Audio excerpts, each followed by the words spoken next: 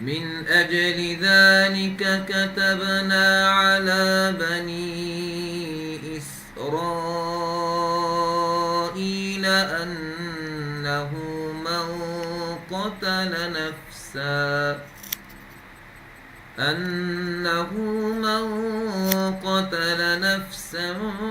بغير نفس أو فساد في الأرض فكأنما قتل الناس جميعا ومن أحياها فكأنما أحيا الناس جميعا ولقد جاءتهم رسلهم بالبينات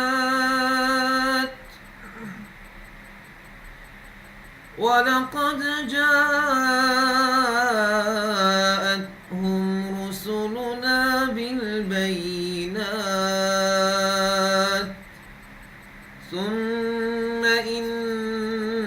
كثيرا منهم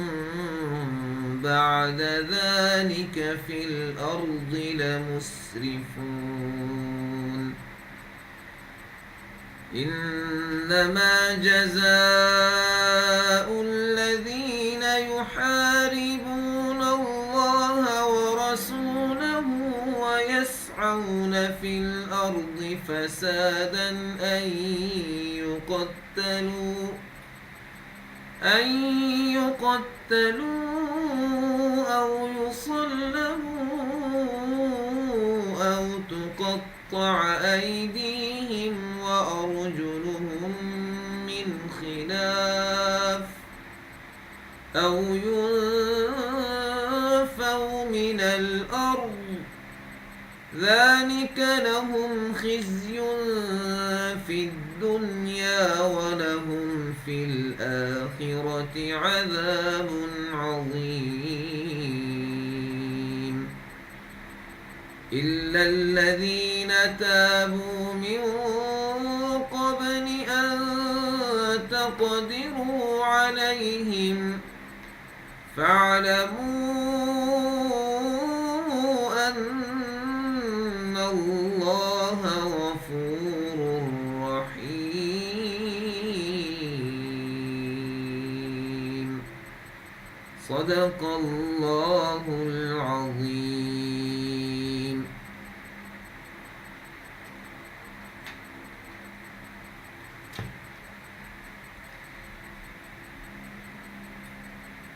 حضرات و خواتین،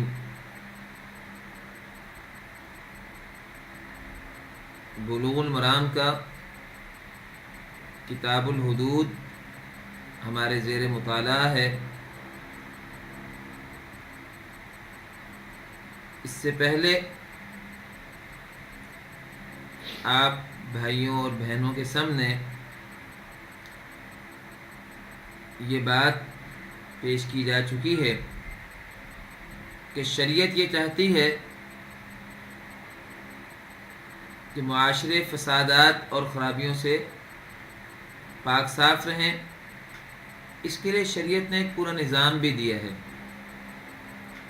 اور اس نظام میں کچھ چیزوں کو شریعت نے خود طے کر دیا ہے کہ یہ فساد کبیر ہیں، اور ایسی اشیاء جب یہ معاشرے میں وجود میں آ جائیں تو پھر کچھ حدیں طے کر دی ہیں، کچھ سزائیں طے کر دی ہیں کہ اگر یہ کام غلط معاشرے میں ہونا شروع ہو جائے تو اس صورت میں 1 دفعہ ہو کہ 50 دفعہ ہو یہ سزا جاری کی جائے گی، تب ہی معاشرے سے یہ خرابی اور فساد اس کا خاتمہ ہوگا۔ ایسی سزائیں 5 کے قریب ہیں جو کہ قرآن کریم میں ہی موجود ہیں، بعض کا ذکر احادیث میں بھی آیا ہے، اور باقی سزاؤں کے معاملے میں یہ دیکھا جائے گا کہ فساد کتنی بڑی نوعیت کا ہے، کس قدر بڑی خرابی پیدا ہو رہی ہے۔ اس کے لیے عمومی طور پر تعزیرات کے قبیل سے شریعت نے جو ہے وہ ایک پورا نظام دیا ہے۔ کتاب الحدود اور اس کے ذیل میں آنے والی احادیث جو بلوغ المرام میں شیخ الاسلام حافظ ابن حجر رحمۃ اللہ علیہ نے ذکر کی ہیں، ان کا ہم مطالعہ کرتے ہیں۔ کتاب الحدود کے ذیل میں 4-5 ابواب ہیں بلوغ المرام میں، جن میں پہلا باب بدکار مرد اور بدکار عورت کی سزا کے بارے میں شریعت کا تصور کیا ہے، شریعت نے کیا سزا جو ہے وہ رکھی ہے۔ اس حوالے سے پہلی حدیث ہم مطالعہ کرتے ہیں۔ عن ابی ہریرہ و زید بن خالد الجہنی رضی اللہ تعالی عنہما ان رجلا من الاعراب اتى رسول اللہ صلی اللہ علیہ وسلم۔ ابو ہریرہ اور حضرت زید بن خالد الجہنی رضی اللہ تعالی عنہما دونوں سے روایت ہے کہ دیہاتی لوگوں میں سے ایک شخص نبی علیہ السلام کی خدمت میں حاضر ہوا اور کہنے لگا، یا رسول اللہ صلی اللہ علیہ وسلم، انشدک اللہ الا قضیت لی بکتاب اللہ، میں آپ کو اللہ رب العزت کا واسطہ دے کر جو ہے یہ دہائی دیتا ہوں، یہ کہ آپ میرے پر اللہ رب العزت کی کتاب کے فیصلے کو جاری فرمائیں۔ اللہ رب العزت کی کتاب سے مراد کیا چیز ہے؟ ہر وہ چیز جو دین میں اللہ رب العزت نے بطور دستور شریعت کی رکھ دی ہے، وہ اللہ رب العزت کی کتاب ہے، اور قرآن مجید اللہ رب العزت کی کتاب کی عبارت ہے، اللہ رب العزت کی وحی لفظی ہے، اور سنت شریفہ یہ اسی اللہ رب العزت کے کلام اور اس کے الفاظ سے اللہ رب العزت کی مراد ہے، یہ بھی اللہ رب العزت کی کتاب ہے۔ کتب یکتب کتاباً کا معنی ہوتا ہے کسی چیز کو کسی پر لاگو کرنا۔ کتب علیکم الصیام، کتب علیکم القصاص، کتب علیکم اذا حضر احدکم الموت ان ترک خیرا الوصیہ، یہ ساری آیات بتاتی ہیں کہ کتاب کا لفظی معنی ہے کسی پر کوئی چیز عائد کرنا، کسی پر کوئی چیز لاگو کرنا۔ ان الصلاۃ کانت علی المؤمنین کتابا موقوتا، نماز اللہ رب العزت نے مومنوں پر موقت ایک وقت کے ساتھ جو ہے وہ کتاب کی صورت میں، فرض کی صورت میں عائد کی ہے۔ اب آپ یہاں دیکھیے کتاباً موقوتا میں کتاب سے مراد کوئی بک نہیں ہے، کتاب سے مراد اللہ رب العزت کا طے کردہ حکم۔ ذالک الکتاب لا ریب فیہ ھدی للمتقین میں کتاب سے مراد قرآن اور اس کی تشریح سنت دونوں ہی ہیں، اور وہاں بھی کتاب سے مراد یہ جو قرآن پاک کی کمپائل شدہ صورت ہمارے پاس ہے، جو حضرت عثمان رضی اللہ تعالی عنہ نے تشکیل دی تھی، اس کی طرف اشارہ نہیں ہے، اسی لیے ذالک اسم اشارہ بعید ہے ذالک الکتابوں میں، کہ وہ کتاب جو کہ اس وقت تک جو ہے وہ کمپائل حالت میں موجود نہیں تھی، اس لیے اس کی طرف اشارہ ذالک کہہ کے کیا ہے۔ یہ اشارہ جو ہے یا تو لوح محفوظ میں جو قرآن پاک ہے اس کی طرف ہے، یا اس وقت جو قرآن پاک نبی علیہ السلام متفرقتاً مختلف صحابہ اکرام کو بلا کر لکھوا دیا کرتے تھے، اس کی طرف اشارہ ہے۔ اب چونکہ حضرت عثمان رضی اللہ تعالیٰ عنہ نے اسی قرآن پاک کو جو ہے وہ مکمل ایک جگہ پہ جمع کر کے باقاعدہ لوگوں میں اس کو مشہور کر دیا تھا، نشر کر دیا تھا، اس لیے اب چونکہ وہ قرآن پاک ہمارے پاس جو ہے وہ ایک جمع شدہ حالت میں موجود ہے، اس لیے ذالک الکتابوں کا ترجمہ ہم یہ کتاب کر لیتے ہیں اور اشارہ قرآن پاک کی طرف کر دیتے ہیں جو ہمارے سامنے پڑا ہوتا ہے۔ تو ورنہ اصل میں یہاں کتاب سے مراد اللہ رب العزت کا جو ہے طے کردہ نازل کردہ جو ہے شریعت، اللہ رب العزت کا دستور جو قرآن اور حدیث دونوں پر مشتمل ہے، وہ مرادیں ہیں۔ تو اس شخص نے بھی آ کر یہ کہا کہ آپ مجھ پر اللہ رب العزت کا جو فیصلہ ہے میرے اس کوتاہی کے ازالے کے لیے، اس گناہ کی صفائی کے لیے، وہ کتاب اللہ مجھ پہ جاری فرما دیں، اور کتاب اللہ سے مراد قرآن و سنت دونوں ہیں۔ یہ میں بات اس لیے کہہ رہا ہوں کہ ہمارے ہاں وہ لوگ جو حدیث کا انکار کرتے ہیں وہ کتاب اللہ بول کر سنت رسول اللہ صلی اللہ علیہ وسلم کو اسے خارج کر دیتے ہیں، حالانکہ سنت بھی کتاب اللہ ہے اور اللہ رب العزت کے دستور کے اندر شامل ہے۔ تو یہ شخص کہنے لگا کہ آپ مجھ پر اللہ رب العزت کی کتاب کو جاری فرمائیں۔ فقال الآخر، دوسرا شخص جو اس کے ساتھ ہی آیا تھا وہ بھی کہنے لگا وَهُوَ أَفْقَهُ مِنْهُ، اور وہ اس سے زیادہ سمجھدار تھا پہلے آدمی سے. وہ کہنے لگا نعم یا رسول اللہ صلی اللہ علیہ وسلم، اللہ کا رسول، یہ بندہ صحیح کہہ رہا ہے، اس پر اللہ رب العزت کی کتاب کے فیصلے کو جاری کرنا چاہیے. فَقْضِ بَيْنَنَا بِكِتَابِ اللَّهِ، آپ ہمارے درمیان کتاب اللہ کے ساتھ فیصلہ فرمائیے. وَأْذَنْ لِي، اور مجھے بات کرنے کی ذرا اجازت دیجیے، میں آپ کو بتاتا ہوں واقعہ کیا ہے. فقال، آپ علیہ الصلاۃ والسلام نے فرمایا قل، ٹھیک ہے تم بتاؤ بات کیا ہوئی. قال، یہ دوسرا آدمی کہنے لگا ان ابنی کان عسیفا علی ھذا، میرا بیٹا اس شخص کے ہاں ملازم تھا. فزنا بامرأتہ، تو اس میرے بیٹے نے اس شخص کے پاس، جس کے پاس یہ کام کرتا تھا، اس کی بیوی کے ساتھ بدکاری کر لی. وانی اخبرت ان علی ابنی، اور مجھے اس بات کی خبر دی گئی کہ میرے بیٹے پر جو ہے وہ رجم کی سزا ہے، کیونکہ وہ شادی شدہ ہے. فافدیت منہ بمئۃ شاۃ وولیدۃ، تو میں نے یہ کام کیا کہ میں نے اس کو فدیے میں 100 بکریاں اور ایک لونڈی جو ہے بطور اضافے کے دے کر جو ہے وہ بطور فدیہ اپنے بیٹے کی جان چھڑا لی. فسألت اہل العلم، بس اب میں نے اہل علم سے پوچھا، صحابہ کرام جو اہل علم تھے. فاخبرونی انما کان علی ابنی جلد 100، تو مجھے اہل علم صحابہ یہ بتا رہے ہیں کہ میرا بیٹا جس کا معاملہ جو ہے وہ یہ ہم نے کر لیا، اس کے اوپر جو ہے یہ 100 بکریوں والی سزا یا فدیے کی صورت میں ان کو دینا، ایک لونڈی کا دینا، یہ کوئی مسئلہ نہیں ہے. مسئلہ تو یہ ہے کہ میرے بیٹے پر 100 کوڑے مارے جائیں گے، وہ تغریب عام، اور 1 سال اس کو جلا وطن رکھا جائے گا. اور اہل علم بتا رہے ہیں کہ وَأَنَّ عَلَىٰ إِمْرَأَتِ هَٰذَا، اور یہ جو شخص ہے جس کی بیوی کے ساتھ میرے بیٹے سے غلط کام ہوا ہے، اس کے اوپر رجم کی سزا ہے، کیونکہ یہ عورت جو ہے وہ شادی شدہ تھی اور اس شخص کا بیٹا جو ہے یہ شادی شدہ نہیں تھا. فقال رسول اللہ صلی اللہ علیہ وسلم، اللہ کے رسول صلی اللہ علیہ وسلم نے فرمایا والذی نفسی بیدہ لأقضین بینکما بکتاب اللہ، قسم اس ذات کی جس کے ہاتھ میں میری جان ہے، میں البتہ ضرور تم دونوں کے درمیان فیصلہ کروں گا اللہ رب العزت کے نامہ ہدایت کے مطابق. اور پھر آپ نے فیصلہ کیا فرمایا؟ آپ نے فرمایا الولیدۃ والغنم رد علیک، یہ جو لونڈی تم نے دی ہے عوض میں، اور اسی طرح جو 100 بکریاں دی تھیں، یہ دونوں تمہیں جو ہیں وہ واپس لٹائی جائیں.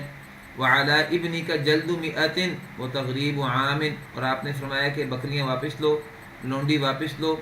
اور 100 کوڑے تیرے بیٹے پر جو ہے وہ بطور سزا کے، بطور حد کے جاری کیے جائیں، اور 1 سال کے لیے اسے جلا وطن رکھا جائے. پھر آپ نے فرمایا حضرت انس رضی اللہ تعالی عنہ کو، جو کہ آپ کے پاس ہی بیٹھے تھے، آپ نے فرمایا وغدو یا انیس، اے انس تم صبح صبح ان کے پاس جانا، الی امرأت ھذا، اس شخص کی بیوی کے پاس جانا. فإن اعترفت فرجمها، اگر وہ عورت بھی جو ہے وہ اقرار کر لے اس گناہ کا اور اس کوتاہی کا جو اس نے کیا ہے، تو اس کو جو ہے وہ پھر جو ہے جا کے رجم کر دینا. متفق علیہ وہذا اللفظ لمسلم، اور یہ روایت جو ہے بخاری اور مسلم دونوں میں ہے، لیکن الفاظ جو آپ کے سامنے یہ نقل کیے گئے ہیں یہ صحیح مسلم کے الفاظ ہیں.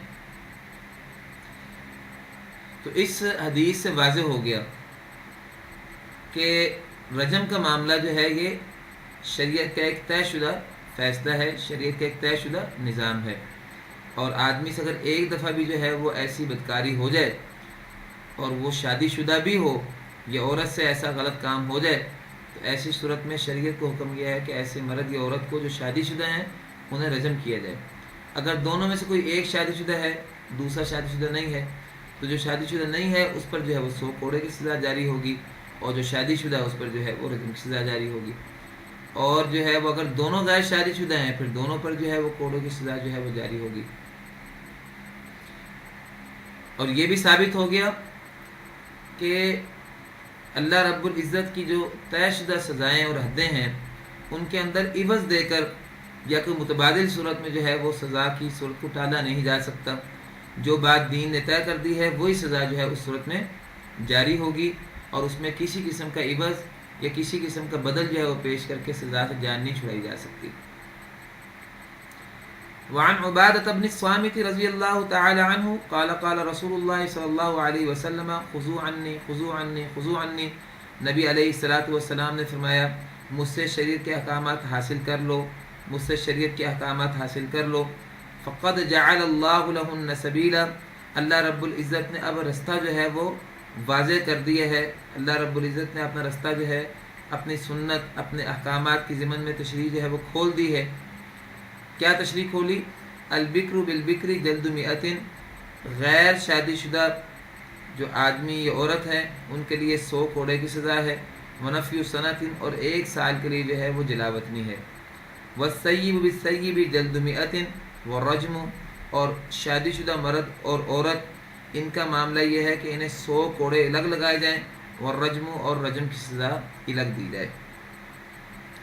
یہ آیت، یہ حدیث جس میں جو ہے وہ اشارہ ہے کہ اللہ رب العزت نے رستہ کھول دیا ہے، اصل میں قرآن پاک کے 4 پارہ سورۃ نساء کا 3 رکوع شروع ہو رہا ہے۔ واللاتی یأتین الفاحشۃ من نسائکم فاستشہدوا علیہن 4 منکم فإن شہدوا فأمسکوہن فی البیوت حتی یتوفاہن الموت او یجعل اللہ لہن سبیلا۔ شروع میں اسلام میں جو ہے وہ یہ معاملہ جو ہے موجود نہیں تھا کہ جو مرد عورت آپس میں بدکاری کر لیں، یا 2 مرد آپس میں جو ہے وہ خرابی کا ارتکاب کریں، یا 2 عورتیں آپس میں خرابی کا ارتکاب کریں، شادی شدہ ہوں یا غیر شادی شدہ ہوں، تو ان کے بارے میں شریعت کا حکم کیا ہے۔ اس وقت یہ آئی تھی جو ابھی آپ کے سامنے میں نے پڑھی، جو سورۃ النساء کا 3 رکوع اور اس کی پہلی آیت ہے کہ جو مرد اور عورتیں تم میں سے فحاشی کا ارتکاب کریں تو ان پر 4 گواہیاں سب سے پہلے قائم کرو، اور اگر جو ہے وہ گواہیاں قائم ہو جائیں تو ان لوگوں کو گھروں میں جو ہے وہ روک دو، قید کر دو، یہاں تک کہ موت ان کو آ جائے، یعنی موت تک ان کو جو ہے وہ قید کی حالت میں رکھو، یا اللہ رب العزت ان کے لیے کوئی رستہ اور کھول دے۔ اب جب یہ حدیث شریف آئی، اللہ رب العزت نے اب معاملہ کھول دیا کہ ایسے بدکاری اور فحاشی اور خرابی کے مرتکب مرد اور عورتوں کے ساتھ کیا سلوک ہونا چاہیے، اور اس میں اللہ رب العزت نے یہی بات بیان کی کہ جو غیر شادی شدہ مرد یا عورت ہیں ان کو 100 کوڑے لگائے جائیں، اور 1 سال جو ہے نفیر عام اس کو کہتے ہیں، 1 سال کی جلاوطنی کی سزا دی جائے، اور اگر وہ شادی شدہ ہیں تو پھر 100 کوڑے لگائے جائیں اور رجم الگ سے کیا جائے۔ یہ جو بات اس حدیث میں آئی ہے کہ غیر شادی شدہ کو 100 کوڑوں کے علاوہ 1 سال جو ہے جلا وطنی کی سزا بھی دی جائے، یہ حالات کے پیش نظر ہے۔ اگر دیکھا جائے کہ صرف 100 کوڑوں کی سزا دینے سے اس مرد یا عورت کی پوری اصلاح ممکن نہیں ہے، یہ معاشرے میں فساد کا خاتمہ نہیں ہو سکتا، تو اس صورت میں یہ دونوں سزائیں دی جائیں گی، ورنہ ایک سزا پر بھی اکتفا کیا جا سکتا ہے۔ اسی طرح جہاں تک معاملہ ہے شادی شدہ مرد اور عورت کا، ان کے بارے میں بھی بات یہی ہے کہ رجم کی سزا اکیلی بھی دی جا سکتی ہے، لیکن اگر دیکھتے ہیں کہ ان کے جرم کی نوعیت زیادہ سخت ہے اور فساد کی نوعیت جو ہے وہ زیادہ شدید ہے، تو ایسی صورت میں رجم کے ساتھ الگ سے 100 کوڑوں کی سزا بھی دی جا سکتی ہے۔ اس حدیث سے یہ بھی ثابت ہوتا ہے کہ شادی شدہ کی حد صرف رجم نہیں بلکہ پہلے کوڑے مارے جائیں گے پھر رجم کیا جائے گا۔ اہل علم کی ایک گروہ کی یہی رائے ہے، لیکن جمہور کے نزدیک شادی شدہ کی سزا صرف رجم ہی ہے۔ عام حالات میں شادی شدہ کی سزا صرف رجم ہی ہے، اور ان کی دلیل وہی واقعہ ہے جو ابھی انشاءاللہ آپ پڑھیں گی، اور آپ دیکھیں گے حضرت معاذ اسلمی رضی اللہ تعالی عنہ والا واقعہ، اس میں اللہ کے رسول صلی اللہ علیہ وسلم نے کوڑے الگ سے نہیں لگائے تھے۔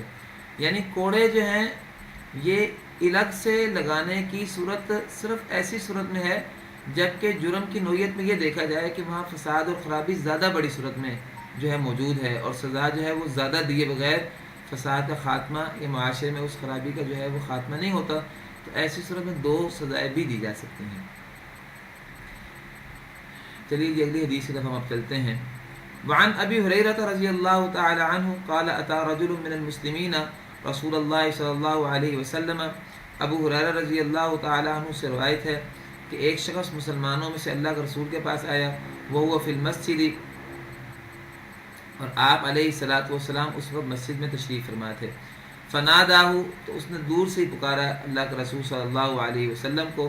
فقالا، اور کہنے لگا یا رسول اللہ صلی اللہ علیہ وسلم انی زنیت، اے نبی علیہ الصلاۃ والسلام میں نے زنا کر لیا ہے۔ فاعرض عنہ، تو آپ علیہ الصلاۃ والسلام نے اس کی بات سن کر جو ہے وہ توجہ نہ کی، آپ نے اعراض کیا، آپ نے منہ پھیر لیا۔ فتنحى تلقاء وجهه، تو وہ آپ کے چہرے کی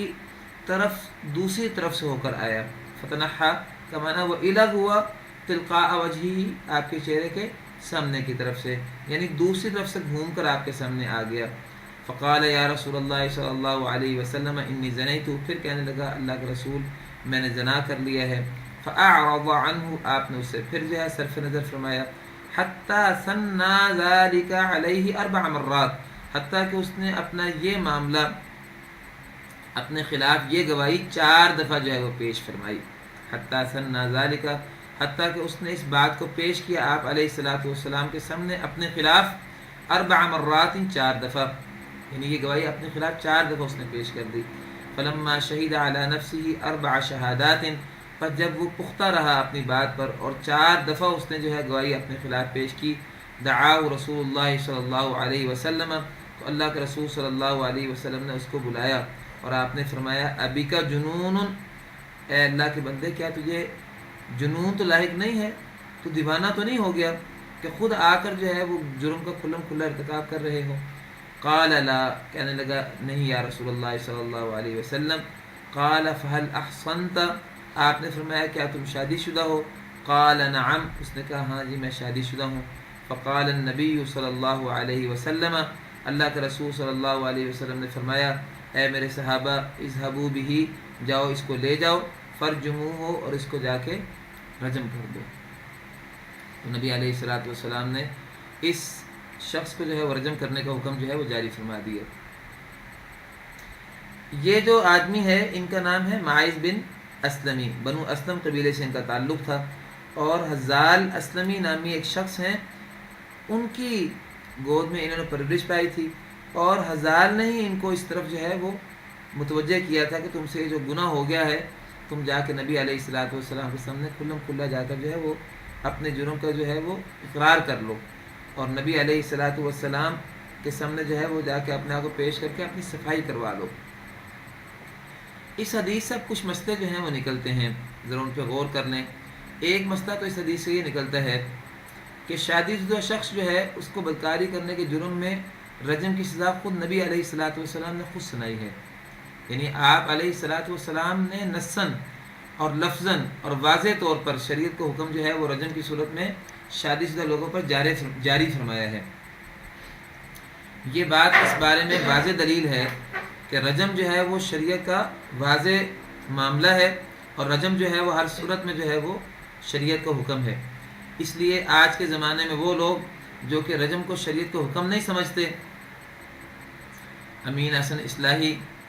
تفسیر تدبر قرآن کے جو ہے وہ مفسر ہیں، اور پھر ان کے شاگردوں میں جوید احمد غامدی وغیرہ کا تذکرہ آتا ہے،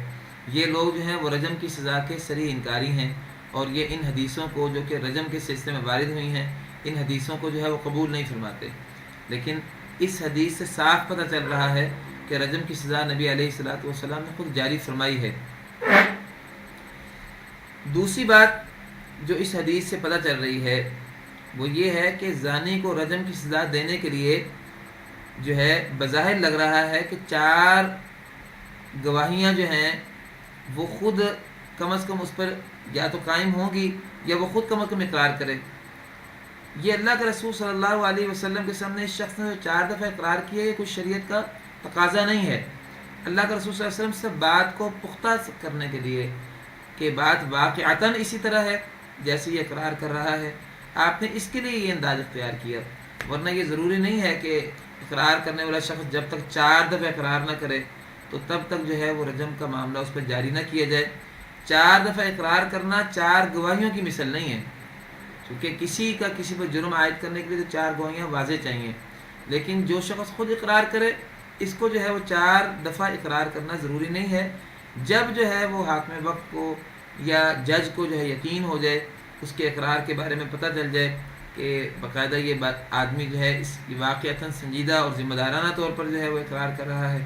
تو 4 دفعہ سے کم یا زیادہ دفعہ میں بھی جو ہے وہ سزا کے حکم کو جاری کیا جا سکتا ہے۔ لہٰذا 4 مرتبہ اقرار کو شرط قرار دینا جو ہے محل نظر ہے۔ وعن ابن عباس رضی اللہ تعالی عنہما قال لما اتى ماعز بن مالك الى النبي صلی اللہ علیہ وسلم قال له لعلك قبلت او غمزت۔ اب یہی ماعز بن اسلمی، جن کا پورا نام ماعز بن مالک الاسلمی ہے، انہی کے واقعے میں عبداللہ بن عباس رضی اللہ تعالی عنہما بیان کرتے ہیں کہ جب ماعز بن مالک اسلمی نبی صلی اللہ علیہ وسلم کے پاس آئے، قال له، تو آپ کو کہنے لگے، یہ اللہ کے رسول صلی اللہ علیہ وسلم نے ان سے کہا، لعلک قبلت، اے ماعز شاید کہ آپ نے جو ہے وہ بوس و کنار کیا ہو، شاید کہ آپ کا اس عورت سے جو آپ کہتے ہیں کہ مجھ سے بدکاری کا معاملہ ہو گیا ہے، شاید بدکاری صریح نہ ہوئی ہو،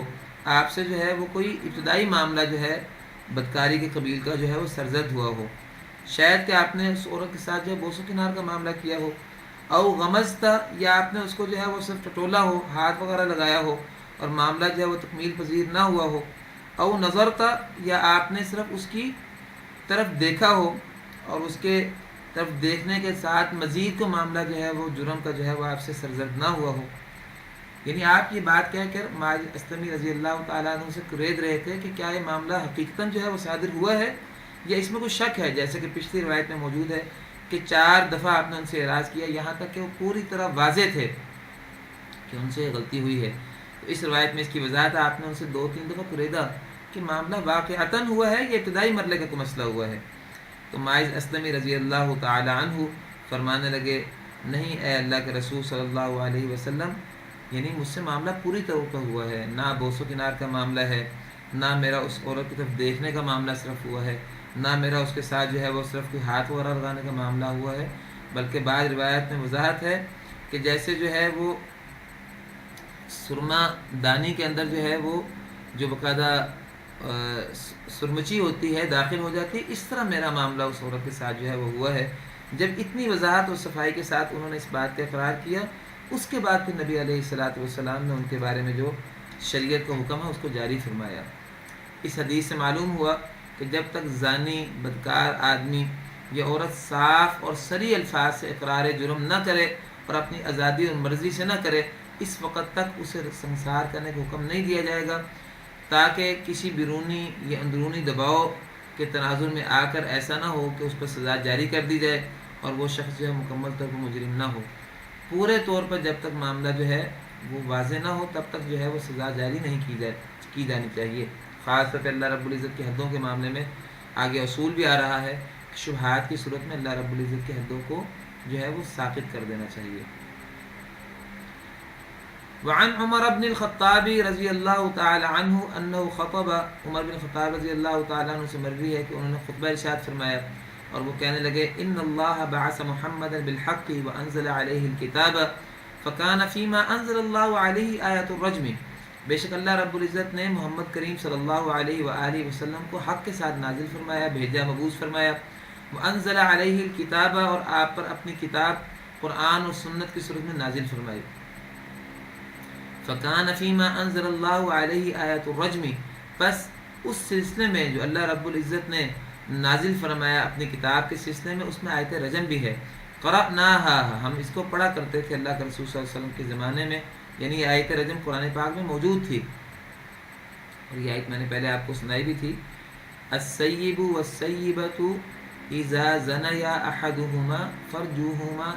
نکالا من اللہ واللہ عزیز حکیم۔ بعض روایات میں اس آیت کے الفاظ یہ آئے ہیں، بعض روایات میں الفاظ یہ ہیں، الشیخ والشیخۃ اذا زنیا احدہما فرجوہما نکالا من اللہ واللہ علیم الحکیم، کہ جب کوئی شادی شدہ مرد یا عورت جو ہیں ان میں سے کوئی ایک زنا کر لے تو ان دونوں میں سے جو شادی شدہ ہے اس کو جو ہے وہ رجم کیا جائے۔ یہ اللہ رب العزت کی طرف سے جو ہے بطور عبرت یہ سزا رکھی گئی ہے، اور اللہ رب العزت غالب ہے اور اپنی حکمتوں سے واقف ہے کہ اس سزا کو رکھنے میں اللہ رب العزت کے سامنے پیش نظر حکمت کیا ہے۔ حضرت عمر فرماتے ہیں کہ اللہ رب العزت نے جو احکامات نازل فرمائے تو اس میں آیت رجم پہلے موجود تھی، اور ہم قرآن پاک کی اس آیت کو تلاوت کیا کرتے تھے، وَوَعَيْنَاهَا، اور ہم نے اس آیت کو محفوظ بھی کیا تھا، یعنی یاد کیا تھا، وعائی کا معنی ہوتا ہے محفوظ کرنا، وعقلناها، اور ہم نے اس آیت کو خوب اچھی طرح سمجھا بھی تھا آپ علیہ الصلوۃ والسلام سے. فرجم رسول اللہ صلی اللہ علیہ وسلم، یہ آیت کی جو ہے وہ حکم کے تعمیل میں نبی صلی اللہ علیہ وسلم نے بالفعل رجم کیا بھی ہے. ورجمنا بعدہ، پھر عمر فرماتے ہیں کہ آپ کے بعد ہم بھی رجم کرتے رہے ہیں، یعنی خلفائے راشدین کے زمانے میں. فاخشى ان طال بالناس زمان ان يقول قائل ما نجد الرجم في كتاب الله. عمر فرماتے ہیں کہ مجھے اس بات کا خوف محسوس ہوتا ہے کہ اگر ایک لوگوں پر لمبا زمانہ گزر جائے، ان طال بالناس زمان، اگر لمبا ہو گیا لوگوں پر ایک زمانہ، ان یقول قائل، کوئی کہنے والا یہ نہ کہنا شروع کر دے، ما نجد الرجم فی کتاب اللہ، کہ ہم رجم کا فیصلہ کتاب اللہ میں پاتے ہی نہیں ہیں. یعنی یہ آیت موجود تھی، بعد میں اس کے الفاظ منسوخ ہو گئے، لیکن اس کا حکم موجود ہے قرآن پاک میں. تو کوئی کہنے والا یہ نہ کہنا شروع ہو جائے کہ رجم کا حکم جو ہے وہ کتاب اللہ میں موجود ہی نہیں ہے. فیضل بترک فریضۃ، اور وہ گمراہ جو ہے وہ ہو جائیں اس بات کو کہہ کر اللہ رب العزت کے ایک فریضے کے ترک کے ساتھ جس کو اللہ رب العزت نے نازل فرمایا. وَإِنَّ الرَّجْمَ حَقٌّ، وَإِنَّ الرَّجْمَ حَقٌّ، اس کو کسی بات کرنا ہے. وَإِنَّ الرَّجْمَ حَقٌّ،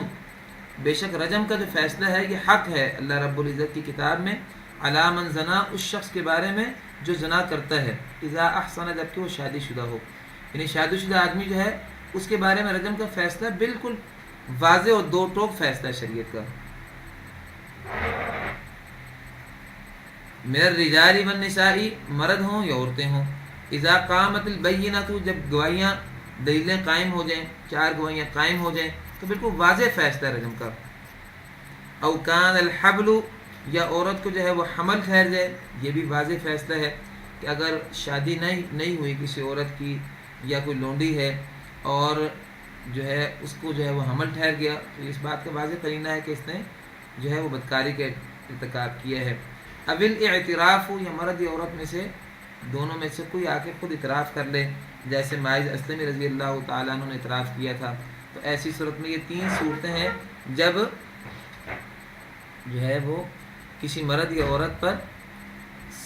حد بدکاری کی جو ہے وہ جاری کی جائے. اب اس حدیث سے جو باتیں پتہ چل رہی ہیں ان میں سے ایک بات یہ سامنے آئی کہ زنا کا ثبوت 3 طرح سے ہو سکتا ہے.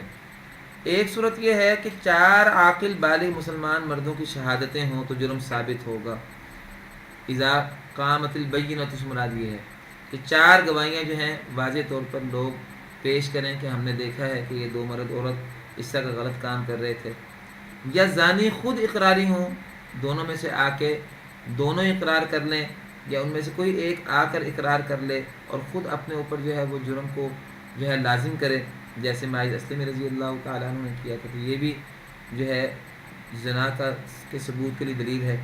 تیسری صورت یہ ہے کہ عورت کو حمل ٹھہر جائے، اور عورت کا حمل پختہ بات ہے، شادی سے پہلے عورت کا حمل نہیں ٹھہر سکتا جب تک کہ اس کا کسی مرد کے ساتھ ایسا معاملہ نہ ہوا ہو. تو یہ بھی اس بات کا قرینہ ہے، اور اس حدیث کے آخر میں اس کی وضاحت موجود ہے کہ یہ صورت بھی واضح ہے. ایسی صورت میں جو ہے وہ حد جو ہے جو بدکاری کی وہ جاری کی جائے گی. اگر یہ صورت پیش آ جائے کہ ایک عورت شادی شدہ بھی نہیں ہے اور لونڈی بھی نہیں ہے مگر حاملہ ہے، تو اس صورت میں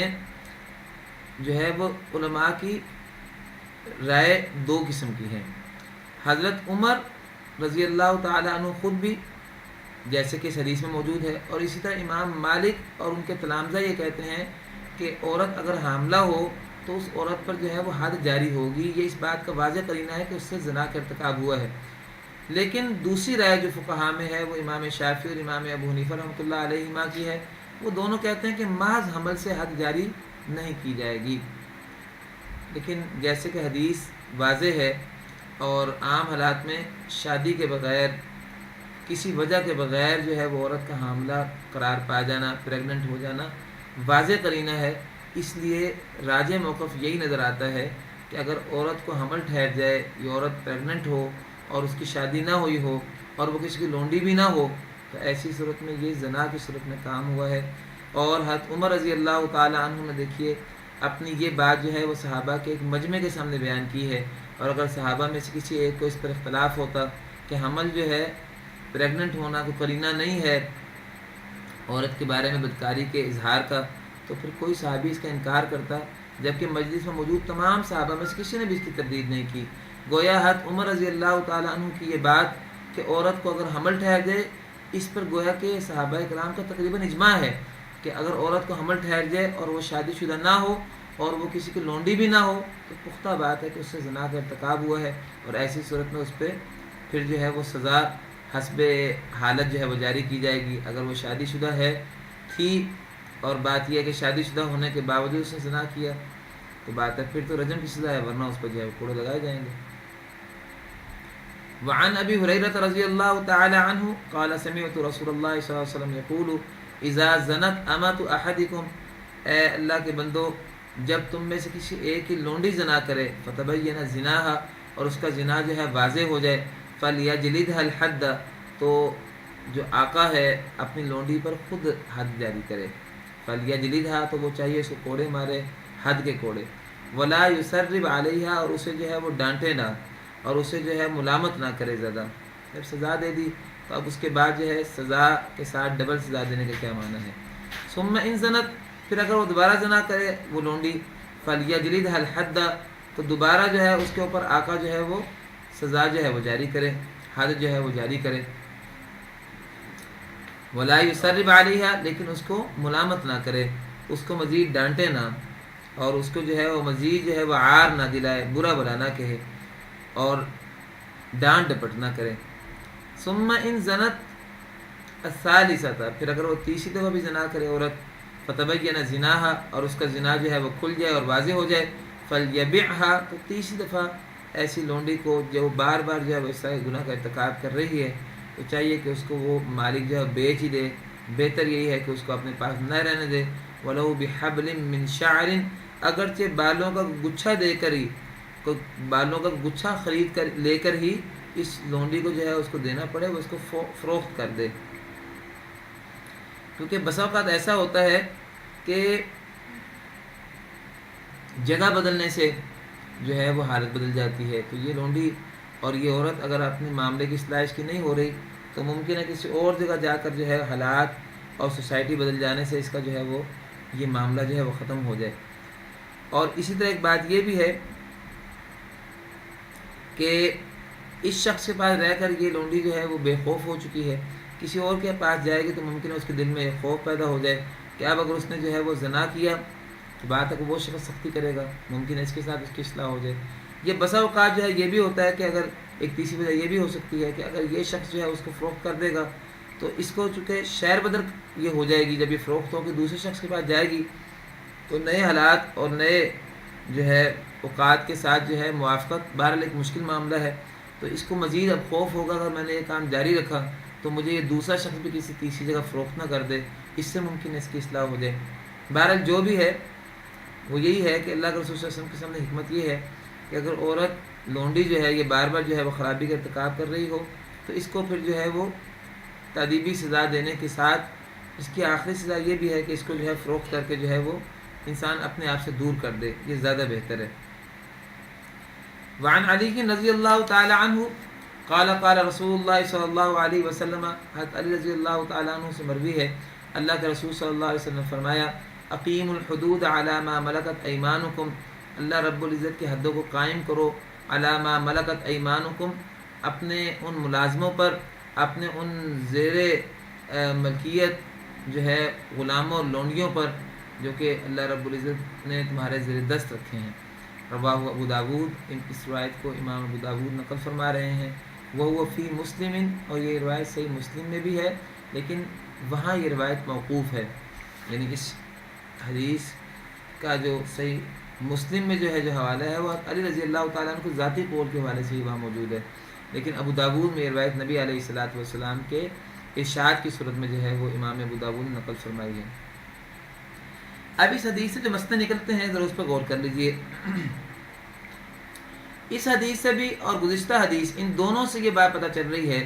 کہ لونڈی اور غلام پر اس کا مالک حد خود نافذ کر سکتا ہے، لونڈی اور غلام پر اس کا مالک خود حد نافذ کر سکتا ہے۔ عام لوگوں پر جو حد کا نفاذ ہے وہ باقاعدہ حکومت وقت کرے گی، لیکن آقا اپنے غلام یا لونڈی پر چونکہ بمنزلہ حکمران کے ہوتا ہے اس لیے ان پر سزا جو ہے وہ نافذ کر سکتا ہے۔ اب چونکہ لونڈی یا غلام جو ہے اس کے بارے میں قرآن پاک کے 5ویں پارے کے شروع میں واضح طور پر موجود ہے، فَعَلَيْهِنَّ نِصْفُ مَا عَلَى الْمُحْصَنَاتِ مِنَ الْعَذَابِ، کہ آزاد جو مرد یا عورتیں ہیں ان پر جو سزا جاری کی جائے گی، غلاموں پر جو ہے اس کی آدھی سزا ہے۔ اب چونکہ جہاں تک مسئلہ کوڑوں کا ہے وہ تو آدھا ہو سکتا ہے،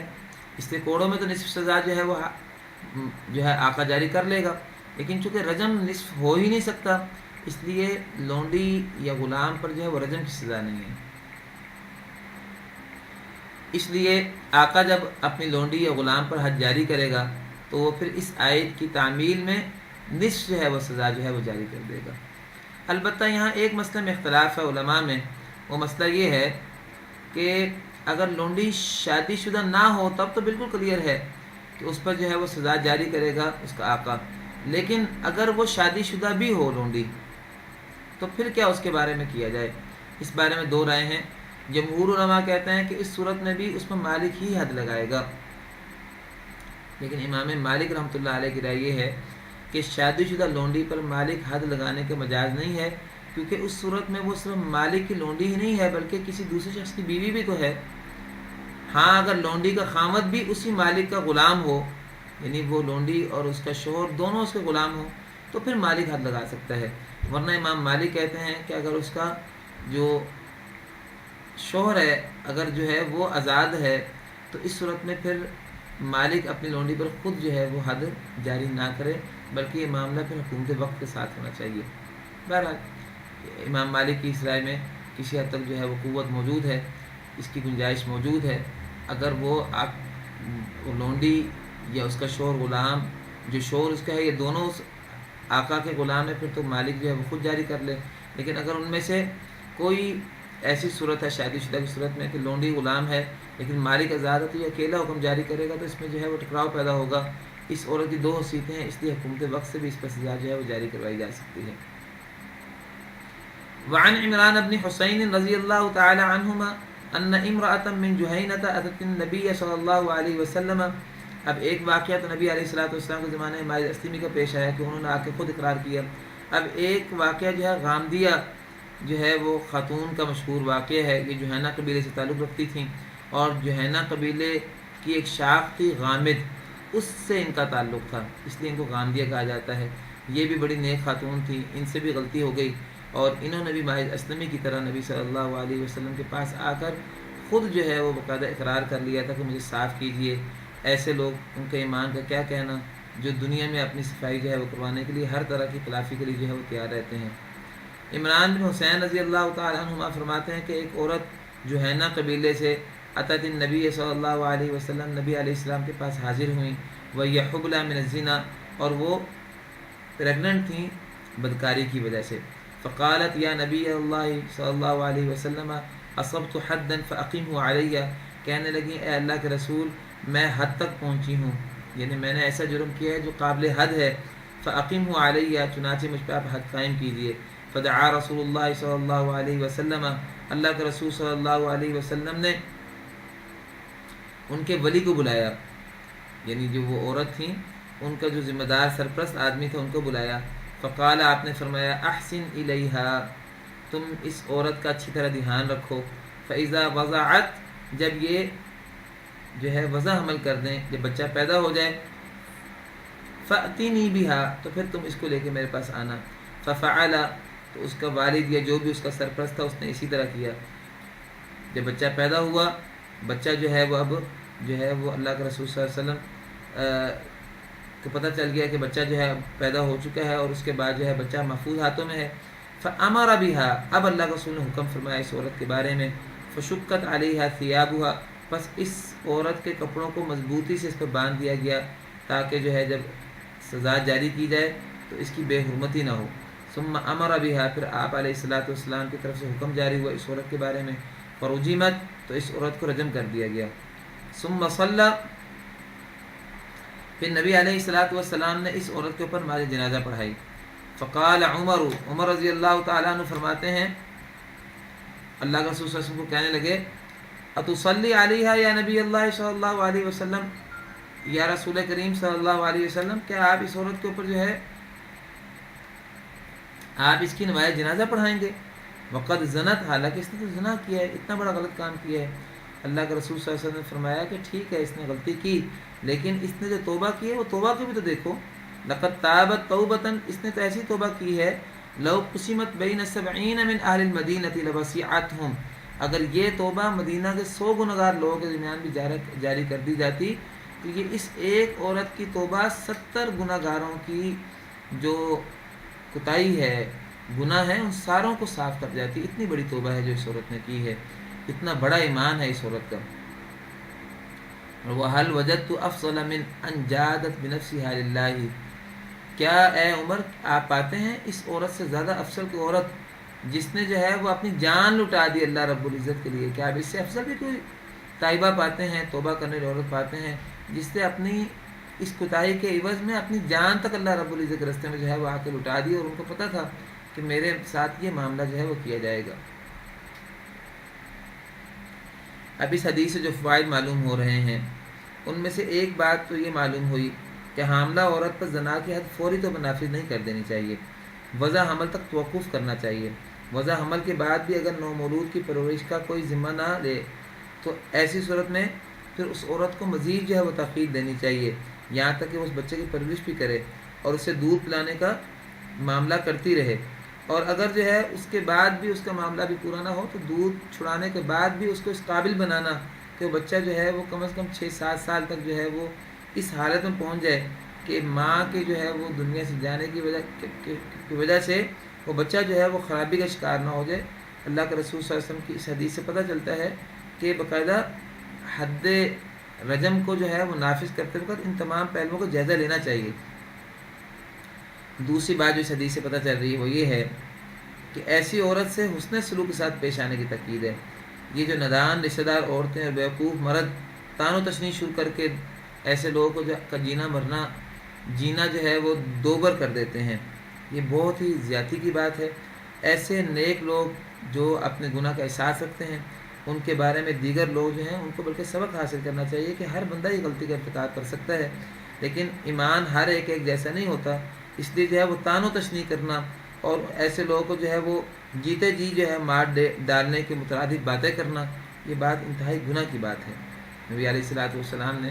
حضرت عمر رضی اللہ تعالیٰ عنہ کی بات پر آپ دیکھیے کیسے تبصرہ فرمایا کہ آپ علیہ الصلوۃ والسلام نے اس عورت کی کتنی جو ہے وہ اہمیت بیان کی، ان کی توبہ کو کتنی آپ نے جو ہے وہ اہمیت دی۔ اسی طرح اس حدیث سے جو ہے یہ بھی جو ہے پتہ چلتا ہے کہ جب عورت کے اوپر جو ہے وہ رجم کی سزا جاری کی جائے تو رجم کی سزا جاری کرتے وقت اس کے سطر کا خاص طور پر دھیان رکھا جائے۔ یہی وجہ ہے کہ علماء امت نے رجم کرنے کے طریقہ کار میں مرد اور عورت کے درمیان یہ فرق بیان کیا ہے کہ مرد کو تو کھڑے کھڑے جو ہے وہ رجم کرنے کا جو ہے وہ حکم دیا گیا ہے، اور عورت کو گھڑے میں بٹھا کر باقاعدہ گڑھا کھود کر اس میں جو ہے وہ باقاعدہ بٹھا کر اور پھر اس کو جو ہے وہ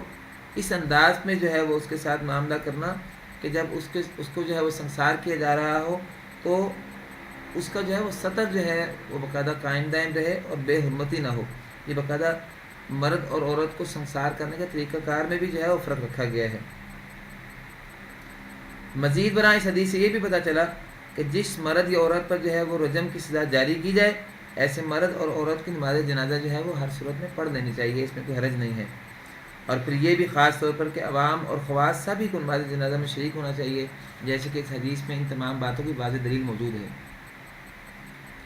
وعن جابر بن عبد الله رضی اللہ تعالی عنہما قال رجم النبی صلی اللہ علیہ وسلم رجلا من اسلم،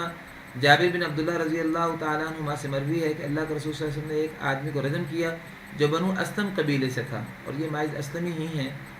ماعز بن مالک اسلمی جو بنو اسلم قبیلے سے تعلق رکھتے تھے۔ آپ نے اپنے زمانے میں یعنی 3 دفعہ جو ہے یہ رجم کے معاملات میں فیصلہ فرمایا ہے۔ ایک واقعہ تو ماعز اسلمی کا ہے، ورجلا من الیہودی، اور اسی طرح آپ علیہ الصلوۃ والسلام کا ایک واقعہ یہودیوں کے سلسلے میں ہے کہ ایک یہودی آدمی کے معاملے میں آپ نے رجم کا فیصلہ فرمایا تھا، وامرأۃ، اور ایک عورت کے رجم کا فیصلہ آپ نے فرمایا۔ یہ عورت کے رجم کا فیصلہ بھی آپ نے پڑھ لیا، یہ غامدیہ عورت ہیں۔ ان 2 کا واقعہ تو آپ کے سامنے ابھی احادیث میں آپ نے سن لیا۔ جہاں تک یہودی کا معاملہ ہے اس کے بارے میں ابن حجر کہتے ہیں کہ یہ جو جابر عبداللہ کی جو بات ہے یہ مسلم شریف میں یہ روایت موجود ہے. وقصۃ رجم الیہودیین فی الصحیحین من حدیث ابن عمر. جہاں تک دو یہودی مرد اور عورت کے رجم کا معاملہ ہے یہ صحیحین میں صحیح بخاری اور مسلم میں روایت موجود ہے جو عبداللہ بن عمر سے مروی ہے. یہ صحیح بخاری اور مسلم میں یہودی مرد اور عورت کو جو ہے وہ رجم کرنے کا فیصلہ کئی سندوں سے منقول ہے. واقعہ یہ ہوا کہ نبی علیہ الصلوۃ والسلام کے سامنے ایک یہودی مرد اور ایک عورت کو لایا گیا اور ان کا معاملہ جو ہے وہ رجم سزا کے حوالے سے پیش کیا گیا. اور یہودی کہتے تھے آپ علیہ الصلوۃ والسلام کو کہ آپ ان کے بارے میں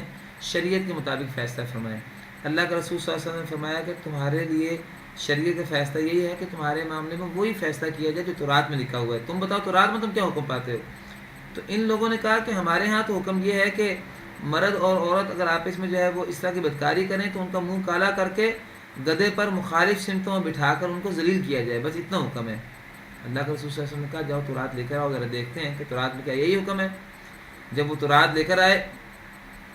وہ یہودی لوگ، ان کا تو خیال یہ تھا کہ نبی علیہ الصلوۃ والسلام کے سامنے ہم اس معاملے کو اس لیے لے کے جا رہے ہیں کہ کوئی تخفیف ہو جائے گی. تو نبی علیہ الصلوۃ والسلام نے کہا کہ پڑھو. اب جب انہوں نے پڑھنا شروع کیا تو جب وہ رجم والی آیت پہ پہنچے جو تورات میں موجود تھی تو وہاں پڑھنے والے نوجوان نے ہاتھ رکھ دیا اور اس کے آگے پیچھے کی باتیں پڑھنا شروع کر دیں. اب عبداللہ بن سلام جو کہ پہلے یہودی علماء میں شامل تھے اب وہ مسلمان ہو چکے تھے، انہوں نے کہا یا رسول اللہ صلی اللہ علیہ وسلم اس شخص کو کہیں کہ ہاتھ اپنا یہاں سے اٹھائے. جب اس شخص نے ہاتھ اٹھایا تو نیچے آیت رجم تورات میں بھی موجود تھی، وہ وہاں چمک رہی تھی. تو اللہ کے رسول صلی اللہ علیہ وسلم نے پھر اس یہودی مرد اور عورت کے بارے میں تورات کے حکم کے مطابق جو ہے وہ فیصلہ فرمایا اور اس مرد اور یہودی عورت دونوں کو جو ہے وہ پھر رجم کر دیا گیا تھا تورات کے اس حکم کے مطابق. اس بات سے واضح پتہ چل رہا ہے، حافظ ابن قیم رحمۃ اللہ علیہ نے اپنی کتاب زاد المعاد میں لکھا ہے کہ یہ فیصلہ اس بات کی واضح دلیل ہے کہ وہ یہودی مرد اور عورتیں اور عیسائی لوگ جو اہل ذمہ میں شامل ہیں، اسلامی حکومت میں رہتے ہیں، جب وہ اپنا فیصلہ کروانے ہماری عدالت میں آ جائیں گے تو ہم ان کے بارے میں فیصلہ اسلام کے عین مطابق عدل و انصاف کے مطابق کریں گے. اس سے پتہ چلتا ہے کہ ایسے لوگوں کا فیصلہ اسلامی شریعت کے احکامات کے مطابق کیا جائے گا جب وہ آپ کے پاس آ جائیں. ہاں وہ آپ کے پاس نہیں آتے، ایسی صورت میں اس کا معاملہ جو ہے مختلف ہے. وعن سعید بن سعد بن عبادۃ رضی اللہ تعالی عنہما قال كان فی ابیاتنا رویجل ضعیف. سعید بن سعد بن عبادہ کہتے ہیں کہ ہمارے گھروں میں ایک چھوٹا سا آدمی تھا، رجل کی تصغیر ہے رویجل، ضعیف بڑا کمزور تھا. فخبث بأمۃ من امامہم، تو اس نے ہمارے جو قبیلے کی لونڈیاں ہیں ان میں سے ایک لونڈی کے ساتھ خباثت کا معاملہ کیا. فخبث، اس نے خباثت کا معاملہ کیا، گندا کام کیا اس کے ساتھ. فذکر ذلک سعد لرسول اللہ صلی اللہ علیہ وسلم، تو حضرت سعد رضی اللہ تعالی عنہ نے، سعد بن عبادہ رضی اللہ تعالی عنہ نے، جن کے بیٹے سعید اس روایت کو نقل کر رہے ہیں، انہوں نے اللہ کے رسول صلی اللہ علیہ وسلم نے بات بیان کی. فقال، تو اللہ کے رسول صلی اللہ علیہ وسلم نے فرمایا اضربوہ، اس شخص کو جو ہے وہ مارو، حد، اس کو حد جاری کرو. فقالوا یا رسول اللہ صلی اللہ علیہ وسلم انه اضعف من ذلك، یہ تو اس سے بھی کمزور ہے کہ اس پر حد جاری کی جائے، یعنی اس کو اگر 100 کوڑے بھی لگائے گئے تو یہ تو ویسے مر جائے گا، جان سے مارا جائے گا، اس میں طاقت ہی کوئی نہیں ہے. اللہ کے رسول صلی اللہ علیہ وسلم نے فرمایا خذوا عسکالا، ایک گچھا لو، ایک گچھا لو، ٹہنیوں کا ایک گچھا بناؤ. یہ ایک ٹہنی ایسی لو جس میں آگے کئی شاخیں لگی ہوئی ہوں. آپ نے فرمایا خذوا عسکالا، ایک کھجور کی درخت کی ایک بڑی ٹہنی لو جس میں 100 شاخیں ہوں، یا ایک گچھا بناؤ جس میں 100 شاخیں ہوں. ثم اضربوا به ضربۃ، پھر اس کو مارو ایک دفعہ میں یہ گچھا، تاکہ اللہ کا حکم جو ہے 100 کوڑوں کا وہ بھی جاری ہو جائے اور یہ شخص اپنے جان سے ہاتھ نہ دھو بیٹھے. رواہ احمد والنسائی وابن ماجہ، اس کو امام احمد، نسائی اور ابن ماجہ نے نقل فرمایا. واسناد حسن، اور اس حدیث کی سند جو ہے وہ بالکل صحیح ہے. لیکن اختلف فی وصلہ و ارسالہ، البتہ اس کے موصول اور مرسل ہونے میں اختلاف ہے علماء میں کہ یہ حدیث جو ہے مرسل ہے کہ موصول ہے. موصول کا معنی ہے کہ اللہ کے رسول تک اس کی تمام کڑیاں جو ہیں وہ پیوستہ ہیں، اور مرسل ہونے کا معنی یہ ہے کہ تابعی اور صحابی کو درمیان میں چھوڑ کر ڈائریکٹ اللہ کے رسول سے اس روایت کو نقل کیا. اس بارے میں 2 قسم کی روایات ہیں، اس میں البتہ اختلاف ہے، البتہ اس کی باقی سند پیچھے جو ہے وہ ساری صحیح ہے. اس حدیث سے واضح معلوم ہو رہا ہے کہ غیر شادی شدہ زانی کسی شدید بیماری کی وجہ سے یا فطری و جبلی طور پر اگر اتنا ناتواں، کمزور اور نحیف ہو کہ کوڑوں کی پوری حد سے پہلے اس پر جو ہے وہ اس کے جاں بحق ہونے کا اندیشہ ہو، تو ایسی صورت میں حد جاری کرتے وقت اس پہلو کو سامنے رکھنا چاہیے کہ اس پر سزا جاری کرتے وقت ایسا نہ ہو کہ اس سزا کے نتیجے میں وہ مارا ہی جائے. البتہ تعداد میں کمی بیشی نہیں ہو سکتی، 100 کوڑے ضرور لگائے جائیں گے. اب یہ شخص جو ہے وہ غیر شادی شدہ تھا، اگر شادی شدہ ہوتا پھر کوئی مسئلہ نہیں تھا، پھر تو باقاعدہ آپ سزا جاری کرتے، اور جاری کرنے کی صورت میں اس شخص نے جو ہے وہ ہر صورت میں سنسار ہو جانا تھا. یہ غیر شادی شدہ شخص تھا. تو غیر شادی شدہ شخص بھی اگر جو ہے وہ انتہائی کمزور ہو تو کوڑوں کی سزا یا جو سزا ہے اس میں کمی تو نہیں ہو سکتی، البتہ کوئی ایسی تعویل کی صورت اختیار کی جائے کہ اللہ کا حکم جو ہے وہ بھی پورا ہو جائے اور اس شخص کی جو ہے جو تذلیل ہے، جو اللہ رب العزت کا اصل مقصد ہے، وہ بھی ہو جائے. یہاں البتہ اس بارے میں اختلاف ہے کہ 100 شاخوں والی جو ٹہنی یا گچھا ہے یہ اس آدمی کو مارا کیسے جائے گا. جمہور علماء کہتے ہیں کہ اس کو اس کیفیت میں مارا جائے کہ وہ 100 کی 100 ٹہنیاں ہر ٹہنی اس کو ٹچ ہو، تاکہ کم از کم 100 کوڑوں کی جو سزا ہے وہ باقاعدہ اس پر عملاً جاری ہو جائے. جبکہ بعض علماء کہتے ہیں کہ یہ ضروری نہیں ہے کہ اس انداز میں گچھا مارا جائے کہ ہر ٹہنی اس کو لگے ہی لگے، بلکہ وہ کہتے ہیں کہ ایک دفعہ یک بارگی بھی اگر وہ گچھا اس کو مار دیا جائے جس میں 15-20 شاخیں بھی اس کو ٹچ کر جائیں تو باقی جو شاخیں ہیں وہ بھی اسی حکم میں جو ہے وہ شامل ہو جائیں گی. شریعت کا اصل مقصود یہ ہے کہ حد کا نفاذ ہو جائے اور جہاں تک معاملہ ہے اس کو سزا دینے میں عبرت کا، وہ معاشرے کے سامنے آ جائے گا، لیکن جو ہے وہ اس کو اس حد تک سزا دینا کہ اس کی جان ہی جو ہے وہ ختم ہو جائے، اس سے جو ہے وہ شریعت نے روکا ہے. ایسی صورت میں اس پہلو کا ضرور لحاظ رکھنا چاہیے. یہ ایسا معاملہ ہی ہے جیسے قرآن پاک کی سورۃ صاد میں حضرت ایوب علیہ السلام نے، آپ کو علم ہے کہ انہوں نے قسم اٹھا لی تھی اپنی بیوی کے بارے میں، جب ایک موقع پر ان سے غلطی ہو گئی، ان کی جو ہے جب وہ دیکھ بھال کر رہی تھی تو انہوں نے قسم کھا رہی تھی کہ میں تمہیں 100 جو ہے وہ چھڑیاں ماروں گا. تو اللہ رب العزت نے فرمایا تھا وَخُذْ بِيَدِكَ ضِغْثًا فَاضْرِب بِهِ وَلَا تَحْنَثْ، کہ آپ ایک جھاڑو لے لیں اور جھاڑو کی صورت میں جو ہے وہ جھاڑو ایک دفعہ مار لیں تاکہ آپ کی قسم بھی نہ ٹوٹے اور اس اللہ کی بندی سے جو کوتاہی ہوئی ہے اس کے اوپر جو ہے وہ زیادہ زیادتی کا معاملہ بھی نہ ہو جائے. وعن ابن عباس رضی اللہ تعالی عنہما ان النبی صلی اللہ علیہ وسلم قال من وجدتموه يعمل عمل قوم لوط، اللہ کے رسول صلی اللہ علیہ وسلم نے فرمایا کہ تم جس کو پاؤ کہ وہ قوم لوط جیسا غلط کام کرے، یعنی 2 مرد جو ہیں وہ آپس میں غیر فطری طریقے سے جو ہیں وہ آپس میں تعلق قائم کریں، بدکاری کریں،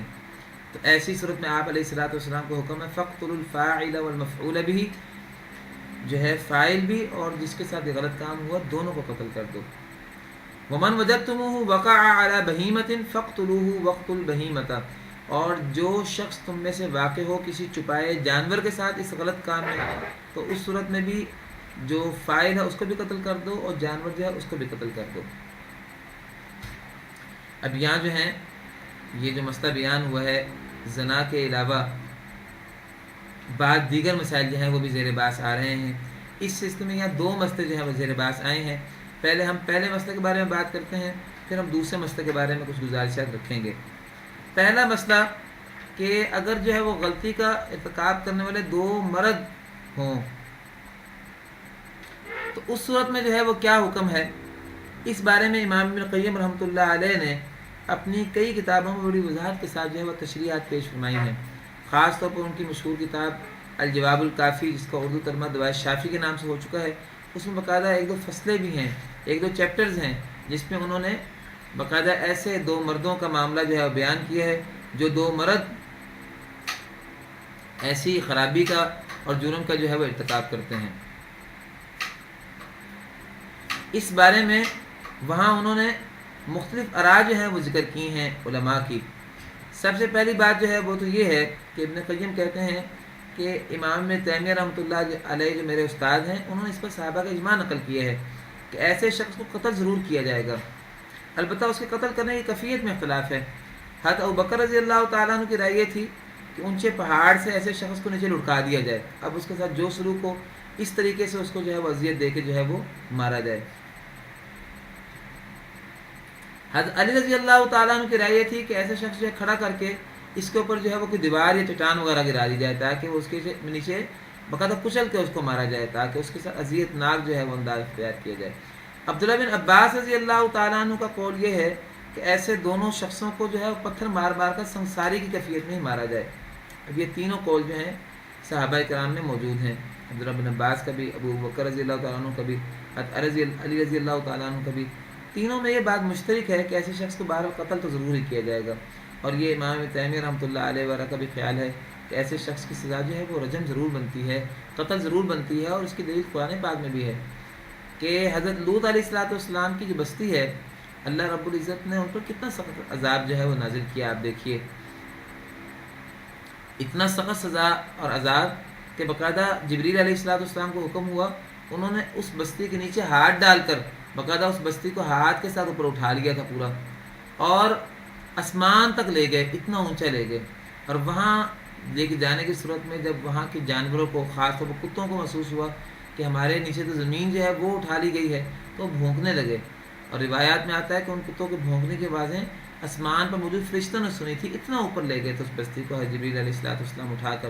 اور وہاں جا کر اوندا منہ کر کے اس بستی کو وہاں سے نیچے جو ہے وہ الٹا کر کے مارا گیا تھا۔ اور اس کے ساتھ جبریل علیہ السلام نے اللہ رب العزت کے حکم سے پتھروں کی بارش کر دی اوپر سے۔ اتنی سخت سزا جو ہے وہ ان لوگوں کو دی گئی تھی، جن لوگوں نے جو ہے یہ قوم لوط والا جو ہے کام جو وہاں کیا تھا، ان لوگوں پر جو ہے اتنی سخت سزا جاری کی گئی، اور یہ قتل سے بھی بڑھ کر، رجم سے بڑھ کر اس سے زیادہ سخت سزا ہے۔ چنانچہ ایسے شخص کو جو کہ یہ کام کرتا ہے اس کی ایسی سزا ہے۔ اچھا، یہاں ایک مذہب تو یہی ہے کہ ایسے شخص کو جو فاعل ہے یا مفعول ہے، ان کو جو ہے وہ قتل کیا جائے، اور قتل کرنے کی کیفیت کے بارے میں نے آپ کو ابو بکر کا، حضرت عبداللہ بن عباس کا اور حضرت علی رضی اللہ تعالی عنہم تینوں کی رائے ذکر کر دی ہے۔ یہاں ایک دو قول اور بھی ہیں۔ دوسرا قول یہ ہے کہ اس فعل کے مرتکب یعنی فاعل کی سزا زنا کی حد ہے، یعنی اگر شادی شدہ ہے تو پھر اسے رجم کیا جائے، ورنہ اگر غیر شادی شدہ ہے تو پھر اسے 100 کوڑے مارنے چاہیے۔ یہ قول امام شافعی، امام ابو یوسف اور امام محمد بن ظفر، یہ دونوں امام ابو حنیفہ رحمۃ اللہ علیہ کے ذیل القدر تلامذہ میں شامل ہیں۔ ان کا خیال یہ ہے کہ جیسے رجم کا معاملہ اور 100 کوڑوں کا معاملہ ہے، اس کا حکم بھی بالکل اسی پر قیاس کیا جائے، شادی شدہ صورت میں اور غیر شادی شدہ کا فرق ہونا چاہیے۔ یہاں ایک تیسری رائے بھی ہے جو امام ابو حنیفہ رحمۃ اللہ علیہ کی ہے، وہ کہتے ہیں کہ یہ جو مسئلہ ہے قوم لوط کے عمل والا، اس بارے میں جو ہے احادیث جو ہیں اگرچہ اس میں کچھ کلام ہے، اسی کو سامنے رکھ کے امام حنیفہ رحمۃ اللہ علیہ کہتے ہیں کہ اس بارے میں واضح طور پر احادیث میں اتنی صراحت نہیں آئی کہ ہم باقاعدہ اس کو جو ہے وہ رجم کے حکم میں شامل کریں، لیکن قرآن پاک کے جو عمومی احکامات اس سے سختی پتہ چلتی ہے۔ چنانچہ اس معاملے کا تعلق امام حنیفہ رحمۃ اللہ علیہ کے ہاں تعزیر کے ساتھ متعلق ہے، اور حاکم وقت صورتحال دیکھ کر اس کا فیصلہ طے کرے گا، اور تعزیر کی حالت میں بہرحال آخر مرے پر قتل تک بھی کرنے کی سزا جو ہے وہ دی جا سکتی ہے۔ بہرحال اس حدیث کو جب دیکھا جائے تو راجح موقف جو ہے وہ پہلے والا نظر ہی آتا ہے، جو کہ ابو بکر رضی اللہ تعالیٰ عنہ کا قول ہے، یا علی کا، یا عبداللہ بن عباس کا کہ ایسے شخص کو بہرحال اذیت ناک طریقے سے قتل کیا جائے، راجح موقف پہلا ہی محسوس ہو سکتا ہے۔ اس لیے جو ہے کہ حدیث میں جو ہے یہ بات بڑی واضح طور پر آئی ہے۔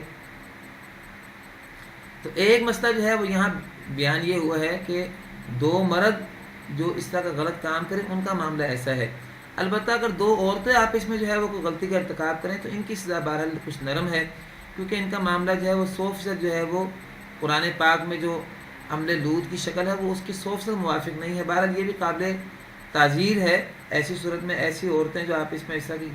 غلطی کا ارتکاب کرتی ہیں، ان کے بارے میں بھی حاکم وقت اور قاضی جو ہے حالات اور صورتحال کا جائزہ لے کر جو ہے وہ تعزیری طور پر کوئی نہ کوئی سزا جو ہے وہ طے کرے گا۔ اچھا جی، اب اس حدیث میں جو دوسرا مسئلہ ہے وہ یہ ہے کہ اگر کوئی شخص جانوروں کے ساتھ غلط کام کا ارتکاب کرے تو اس کے بارے میں کیا خیال ہے؟ اس بارے میں بھی علماء کے دو قول ہیں. ایک قول یہ ہے جو ابراہیم نقی رحمۃ اللہ علیہ اور امام عطا رحمۃ اللہ علیہ وغیرہ کا قول ہے، اور بعد میں امام مالک اور امام احمد رحمۃ اللہ علیہ وغیرہ بھی اسی طرف گئے ہیں. وہ یہ لوگ کہتے ہیں کہ ایسے آدمی جو ہے نا، ایسا آدمی جس نے غلط کام کیا ہے، ایسا آدمی جو ہے اس کے بارے میں ان کا کہنا یہ ہے کہ چونکہ اس بارے میں جو ہے وہ احادیث اتنی واضح اور کلیئر کٹ نہیں ہیں، اور جو ہے وہ اس بارے میں عبداللہ بن عباس رضی اللہ تعالیٰ عنہ سے ایک ان کا قول بھی مروی ہے جس میں انہوں نے جو ہے وہ باقاعدہ ایسے آدمی پہ کوئی حد جاری نہیں کی تھی. یہ لوگ کہتے ہیں کہ یہ معاملہ جو ہے وہ حد سے متعلقہ نہیں ہے، تعزیر سے متعلقہ ہے. اگر کوئی معاملہ ایسا غلط مرتکب چیز کا جو ہے وہ اظہار ہوتا ہے، کوئی شخص جو ہے وہ جانور کے ساتھ ایسا کام کرے تو اس کو حداً قتل نہ کیا جائے. البتہ امام شافعی رحمۃ اللہ علیہ کا قول ہے کہ ایسے آدمی کو جو ہے وہ بطور حد قتل ہی کیا جائے، جیسا کہ اس حدیث میں واضح طور پر موجود ہے. لیکن چونکہ عبداللہ بن عباس رضی اللہ تعالیٰ عنہ کا ایک باقاعدہ صریح جو ہے وہ قول موجود ہے، بعض روایات میں معالم السنن میں امام خطابی رحمۃ اللہ علیہ سے یہ جو ہے وہ چیزیں مروی ہیں. اس حوالے سے جو ہے وہ باقاعدہ کہتے ہیں کہ راجہ یہ ہے کہ ایسے شخص کو تعزیری سزا دی جائے، سوائے امام شافعی کے کہ امام شافعی رحمۃ اللہ علیہ کا قول ہے کہ اس کو جو ہے وہ بطور حد زنا کی طرح ہی سمجھا جائے. جامع ترمذی میں یہ بات بھی موجود ہے کہ عبداللہ بن عباس سے پوچھا گیا کہ یہ جو قتل کرنے کی بات کی گئی ہے فاعل کو جس نے غلط کام کیا، اس کی بات تو سمجھ آتی ہے، جانور کے بارے میں کیوں کہا جا رہا ہے کہ اس کو قتل کر دیا جائے، اس کا کیا جرم ہے؟ تو عبداللہ بن عباس رضی اللہ تعالیٰ عنہ نے بتایا کہ میرا خیال ہے کہ اللہ کے رسول صلی اللہ علیہ وسلم نے یہ بات اس لیے کہی ہے کہ جانور جو ہے اگرچہ اس کا گناہ اور کوتاہی تو کوئی نہیں ہے، لیکن بدفعلی کیے جانے کے بعد اس کا گوشت کھانا یا اسے فائدہ اٹھانا اللہ کے رسول صلی اللہ علیہ وسلم نے اسے مکروہ اور ناپسندیدہ سمجھا ہے، اس لیے اسے جو ہے وہ قتل کرنے کا حکم دیا. بہرحال یہ مسئلہ جو ہے وہ اتنا صریح نہیں ہے. اس بارے میں راجہ یہی ہے کہ ایسا کسی معاملے کا اگر ارتکاب ہوتا ہے جانور کے حوالے سے تو اس کی سزا جو ہے وہ تعزیری طور پر جو ہے وہ دی جائے گی. 2-3 احادیث ہماری رہ گئی ہیں، ہم ان کو بھی پڑھ لیں تاکہ ہمارا جو ہے یہ باب جو ہے جو کتاب الحدود کا پہلا باب ہے ختم ہو جائے. وعن ابن عمر رضی اللہ تعالی عنہما ان النبی صلی اللہ علیہ وسلم ضرب وغرب. نبی صلی اللہ علیہ وسلم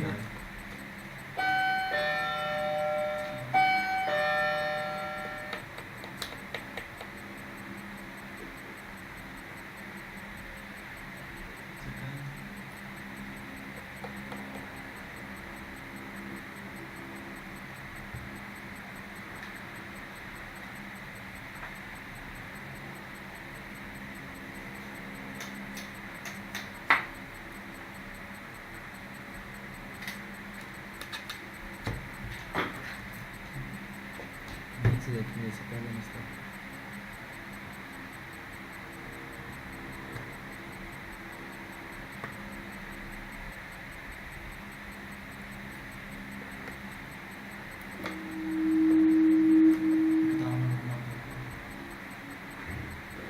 بسم اللہ الرحمن الرحیم.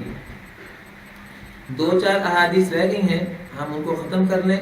تاکہ جو ہے کتاب الحدود کا جو پہلا باب ہے وہ ختم ہو جائے. وعن ابن عمر رضی اللہ تعالی عنہما ان النبی ضرب وغرب. اللہ کے رسول صلی اللہ علیہ وسلم نے غیر شادی شدہ زانی کو کوڑے بھی مارے ہیں اور جلا وطن بھی کیا ہے. وان ابا بکر ضرب وغرب. ابو بکر رضی اللہ تعالی عنہ نے اپنے دور خلافت میں بھی کوڑے بھی مارے ہیں، وغرب اور جلا وطن بھی کیا ہے. وان عمر ضرب وغرب. اور عمر رضی اللہ تعالی عنہ نے بھی اپنے زمانہ خلافت میں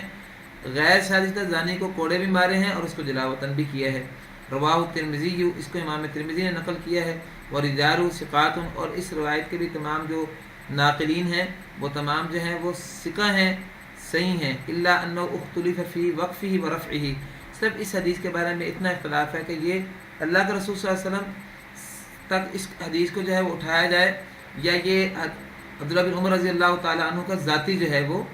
ان تک سب بات گئی ہے. یعنی اس حدیث میں جو اللہ کے رسول صلی اللہ علیہ وسلم کے حوالے سے بیان کیا کہ آپ نے مارا بھی ہے اور جلا وطن بھی کیا ہے، اس بارے میں اختلاف ہے کہ اللہ کے رسول صلی اللہ علیہ وسلم کی بات جو ہے یہ بھی ثابت ہے کہ یہ بات صرف صحابہ کی حد تک جو ہے وہ ثابت ہے. علامہ صنعانی جو کہ بلوغ المرام کے مشہور شاعر ہیں، انہوں نے کہا ہے کہ حافظ ابن حجر رحمۃ اللہ علیہ نے یہ روایت ان لوگوں کی تردید میں اپنی کتاب الحدود میں بیان کی ہے، جن کا خیال ہے کہ جلا وطنی کی سزا جو ہے وہ پہلے ہوا کرتی تھی، بعد میں منسوخ ہو گئی ہے۔ وہ بتانا یہ چاہتے ہیں کہ جلا وطنی کی سزا منسوخ نہیں ہوئی، خلفاء راشدین کا بھی اس پر عمل رہا ہے کہ سزا دیتے ہوئے حالات دیکھے جائیں، اگر جو ہے وہ دیکھا جائے کہ جرم کی نوعیت شدید ہے تو جلا وطنی کی سزا جو ہے وہ کوڑوں کے ساتھ یا رجم کے ساتھ مزید بھی دی جا سکتی ہے۔ وعن ابن عباس رضی اللہ تعالی عنہما قال لعن رسول اللہ صلی اللہ علیہ وسلم المخنثین من الرجال، عبداللہ بن عباس رضی اللہ تعالی عنہما سے مروی ہے کہ اللہ کا رسول صلی اللہ علیہ وسلم نے لعنت فرمائی ہے المخنثین من الرجال، مردوں میں سے جو مرد عورتوں کی نقل کرتے ہیں۔ المخنثین جو آج کل جو ہے وہ جن کو ہم خسرہ کہتے ہیں، مردوں میں جو عورتوں جیسا انداز اختیار کرتے ہیں، عورتوں جیسے جو ہے وہ کپڑے پہنتے ہیں اور عورتوں جیسا جو ہے روپ دھارتے ہیں، ان پر اللہ کے رسول نے لعنت فرمائی۔ والمترجلات من النساء، اور عورتوں میں سے جو آدمیوں جیسے انداز اختیار کرتی ہیں، مترجلات، رجل کہتے ہیں انسان مرد کو، اور عورتوں میں سے جو مترجل بنتی ہے یعنی تکلف سے مردانہ انداز اختیار کرتی ہے، جیسے اپنے ٹخنوں سے شلوار کو اوپر اٹھانا، یہ مردوں کی کیفیت ہے، اگر عورتیں بھی اس طرح کام شروع کر دیں تو یہ مترجلات ہیں۔ اللہ کا رسول صلی اللہ علیہ وسلم نے فرمایا کہ اس طرح کے مرد نما عورتیں اور عورت نما مرد یہ کسی گھر میں ہوں، ان کو وہاں گھر سے نکال دیں، اخرجوہم من بیوتکم، ان کو ان کے گھروں سے نکال دیں، کیونکہ ایسی عورتیں اور ایسے مرد جو ہیں وہ معاشرے میں بڑی خرابی کا ارتکاب کرتے ہیں، اور شریف گھروں میں ایسے لوگوں کا موجود ہونا فتنہ اور فساد کا باعث بن جاتا ہے، اور اگر ان لوگوں کو گھروں سے دور نہ کیا جائے تو دیکھا دیکھی گھر کے شریف جو رہنے والے ہیں ان کے اندر یہ اثرات جو ہیں وہ اور یہ مرض جو ہے وہ سرایت نہ کر جائے، اس لیے اللہ کے رسول صلی اللہ علیہ وسلم نے حکم دیا ہے۔ وعن ابی ہریرہ رضی اللہ تعالی عنہ قال قال رسول اللہ صلی اللہ علیہ وسلم ادفعوا الحدود ما وجدتم لها مدفعا، اللہ کے رسول نے فرمایا کہ تم حدود کو دور کرو جب تک تمہیں دور کرنے کی جو ہے وہ کوئی نہ کوئی بنیاد ملتی رہے، ما وجدتم لها مدفعا، جب تک ان کو دور کرنے کی روکنے کی کوئی بنیاد ہو، یعنی جب تک شبہ کی گنجائش ملے تب تک حد جاری نہ کرو۔ اخرجہ ابن ماجہ، امام ابن ماجہ نے اس کو روایت کیا، وسندہ ضعیف، اس حدیث کی سند ضعیف ہے۔ واخرجہ الترمذی والحاکم، امام حاکم اور ترمذی نے بھی اس روایت کو نقل کیا، من حدیث عائشہ رضی اللہ تعالی عنہ، حضرت عائشہ رضی اللہ تعالی عنہ کی حدیث سے، اس کی راویہ حضرت عائشہ ہیں، اس میں الفاظ یہ ہیں اذرؤوا الحدود عن المسلمین ما استطعتم،